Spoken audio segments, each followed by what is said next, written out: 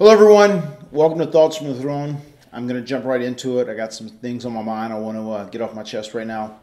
There's another story that's out about a potential lawsuit the WWE is going to be hit with about a former employee. One of their family member now wants to sue the WWE, create a lawsuit for wrongful death or negligence of injury while they were there during that time. It's professional wrestling. Wrestlers, these things drive me crazy. Wrestlers have to be accountable for what they're doing. This is professional wrestling. If you are a pro wrestler, you are going to get hurt. And if you wrestle for a number of years, you are going to do long-term, irreversible damage to your physical health and body. You know, even me, I damaged my body. And I don't blame anyone else for it.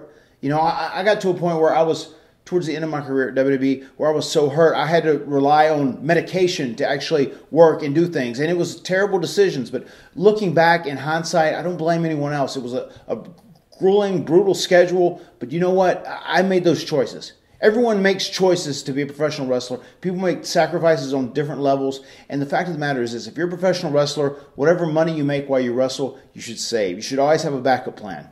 If you are a professional wrestler, you are going to get hurt. And if you wrestle for a number of years, you are going to suffer irreversible, long-term damages to your physical health. Yes, I repeat that again because that is what I want you, each and every one of you guys to know. Especially if you're a young kid that has a dream of being a wrestler. It's not an easy job.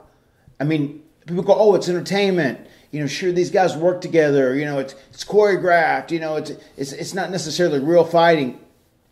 Every time you're in that ring, it's human flesh meeting wood and steel. Every time you're in a match, people will often compare it to a car crash. And just depending on how intense the match is, equates to how intense the car crash feel is and the after effects of it are. If you've ever been in a car crash and you know how sore and how you feel the next day, that's how it is every single night you wrestle. That doesn't change. Like, your body doesn't get used to it. Your body is not meant to be slammed on steel night in and night out. Guys do it because they love it. But guys make these sacrifices because they're willing to make money and they get to do something that's their dream. It's something you can't do forever. But one thing that really, really bothers me is when people get into professional wrestling and do it for a long amount of time, and then they try and cash out to WWE's Vince McMahon or TNA's Dixie Carter because they got hurt on the job. You're going to get hurt on the job. You're a pro wrestler, damn it. Whether you love Vince McMahon or you hate Vince McMahon, you have to respect him, because he is the greatest promoter in this wrestling business, and he has made wrestling, professional wrestling, really a household term, and he's made it a part of American culture. He really has. Whether you love Dixie Carter or you hate Dixie Carter, she has kept another global wrestling company alive, and she has busted her ass. She has worked her fingers to the bone to make sure this happens. Has she made bad decisions along the way? Of course she has. So has Vince McMahon. Everyone has. You know, Dixie Carter gets so much slack and so much heat over things she does. But if it wasn't for Dixie Carter, there's a lot of guys that wouldn't have fed their families being professional wrestlers. She has provided a lot of great jobs, not only for the in-ring talent, but also the people that work backstage. So if you're a true wrestling fan, you should appreciate Dixie Carter. You should appreciate Vince McMahon. You should appreciate the good promoters. What I don't appreciate is people that come there and work for a while and then they go, oh, I'm hurt and I spent all my money or I didn't save my money, so let me try and cash into one of these promoters that has money. That's bullshit, man. Now, with that being said, I just want to go back and say the last 3 or 4 months, I've overworked myself. I've overextended myself. I can tell. And not that I'm hurting more than normal, but I can see it in the way my body looks, because I haven't been able to do my diet properly. I haven't been able to train properly. I haven't been able to exercise properly. And I have to do it very, very strictly at 40 years old. The last couple of weeks, I've had such an intense schedule. I've wrestled in Winston-Salem, North Carolina, Glasgow, Scotland, Manchester, England, London, England, Atlanta, Georgia, Queens, New York, Milwaukee, Wisconsin. And then after that, I went down to Orlando, Florida, where I wrestled multiple matches over the course of multiple days. And then I went and capped it off with a TLC match in Las Vegas, Nevada. And then whenever I landed in Charlotte, my flight was canceled back to Raleigh. I had to get a rental car and then drive to meet my wife, who was stranded in Raleigh, which became like a 12-hour travel day, which killed my back.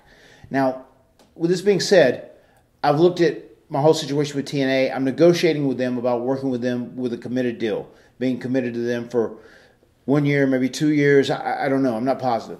But I've had a great experience with TNA. Dixie's been great to me. Big. John Gabrick has been great to me. And if myself and Jeff are going to have a great run on TV, I think that's what I need to do. I need to commit myself to those guys. So if my negotiations work and I do end up committing with TNA, which I'm working on right now, I'm going to be trimming down my independent dates because I have to take care of me first and foremost. And I have to make sure that my training is done right. I have to make sure that my diet is done right. And I can't do that if I'm on the road all the time. I'm not a young man anymore. I don't have that metabolism. And also, my priority to being healthy and happy is so important, especially now to my wife and my newborn son that is coming in June. And by the way, independent promoters, I'm not accepting any appearances in June. I'm taking that off because I am not going to miss my baby being born. That's one advantage to being a true independent contractor. I have to think about myself. Bottom line is this. This is the moral of this story, and this is the moral of this Thoughts from the Throne. If you want to be a professional wrestler, you are going to get hurt. If you wrestle for a number of years, you are going to suffer long-term, irreversible damages. Remember that when you have a dream of wanting to be a professional wrestler. It's cool. I would never stop anyone from chasing that dream. But no, you are going to have to make sacrifices, extreme physical sacrifices to do it. It's the nature of the beast. Thanks for joining me. We'll see you later on the next Thoughts from the Throne. Keep coming back. I got a family to feed. Get with it, boy.